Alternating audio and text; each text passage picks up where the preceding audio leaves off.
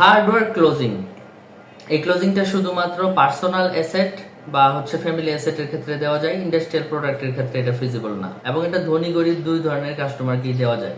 ধনী লোকেরা মনে করে যে আমরা সারা জীবন অনেক পরিশ্রম করলাম, টাকা কামাইলাম, কিন্তু আমরা কখনো সেই টাকাকে এনজয় করতে পারলাম না। আর গরিব লোকেরা মনে করে যে আমরা সারা জীবন কত হার্ডওয়ার্ক করলাম, কিন্তু জীবনে টাকা পাইলাম না। তো কাস্টমার যদি ধনী হয় তাকে বলতে হবে যে স্যার, আপনি এবং আপনার ওয়াইফ, আপনারা দুইজন কঠোর হাড় ভাঙা পরিশ্রম করছেন 20, 25, 30 বছর, বাট নিজেদের সময় এবং লাইফকে কখনোই এনজয় করেন নাই। সুতরাং this is the right time একটা ফ্ল্যাট করার, প্লট করার বা একটা গাড়ি কেনার, এই প্রোডাক্টটা কিনেন, ডিল সাইন করেন।